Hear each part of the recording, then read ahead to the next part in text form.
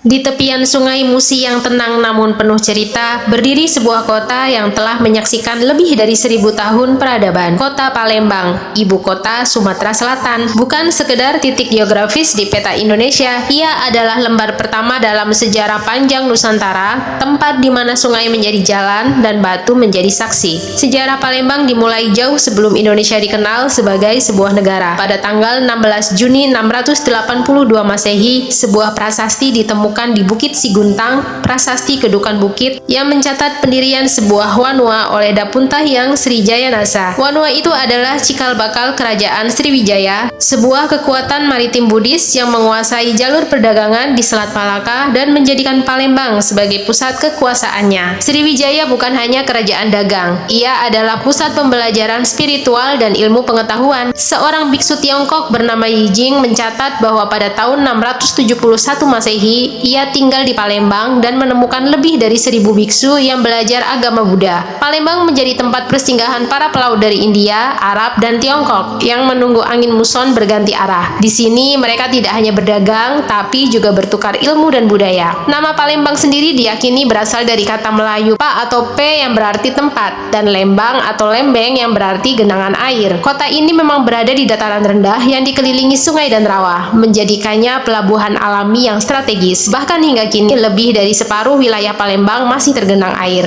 Namun kejayaan Sriwijaya tidak abadi. Pada abad ke-10, serangan dari Kerajaan Medang di Jawa mengguncang Palembang. Istana dijarah dan Raja Sriwijaya meminta perlindungan dari Tiongkok. Meski berhasil memukul mundur invasi, kekuatan Sriwijaya mulai melemah. Pada tahun 1068, dinasti Chola dari India menaklukkan wilayah Kedah, dan gangguan perdagangan selama 2 dekade membuat Sriwijaya kehilangan cengkramannya. Wilayahnya mulai memerdekakan diri dan kerajaan kecil bermunculan dari bekas imperium. Setelah era Sriwijaya, Palembang memasuki masa transisi. Pada awal abad ke-15, kota ini sempat dikuasai oleh bajak laut Tiongkok bernama Chen Zui, sebelum akhirnya dikalahkan oleh armada Laksamana Cheng Ho dari dinasti Ming. Palembang kemudian menjadi bagian dari sistem aliansi Tiongkok yang memberikan perlindungan diplomatik dan hak perdagangan. Memasuki abad ke-17, Palembang berubah wajah. Islam mulai menjadi kekuatan dominan dan Kesultanan Palembang Darussalam didirikan oleh Sri Susuhunan Abdurrahman pada tahun 1659.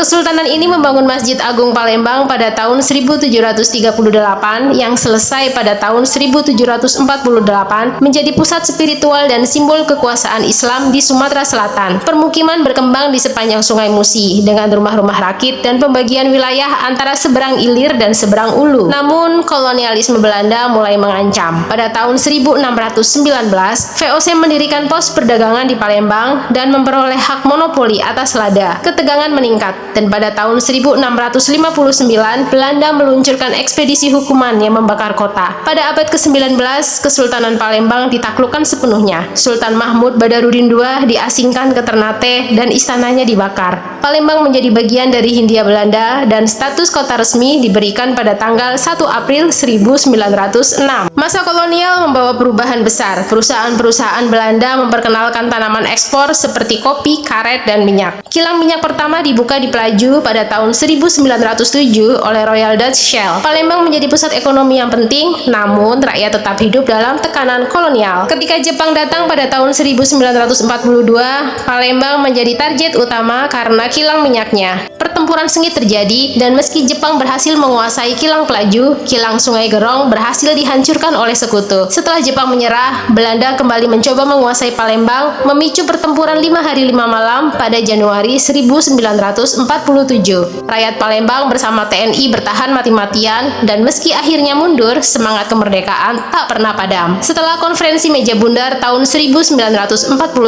Palembang resmi menjadi bagian dari Republik Indonesia. Kota ini terus berkembang menjadi tuan rumah Asian Games 2018 dan dikenal sebagai kota olahraga, budaya, dan kuliner. Kini Palembang bukan hanya kota tua, ia adalah kota yang menyimpan jejak peradaban dari batu prasasti hingga pempek yang menggoda lidah. Ia adalah kota yang mengajarkan bahwa sejarah bukan hanya tentang masa lalu, tapi tentang bagaimana kita memahami siapa kita hari ini. Dan mungkin saat kita berdiri di tepian Sungai Musi, menatap jembatan Ampera, atau menyentuh dinding Masjid Agung, kita sedang menyentuh waktu itu sendiri. Waktu yang mengalir pelan, tapi tak pernah berhenti.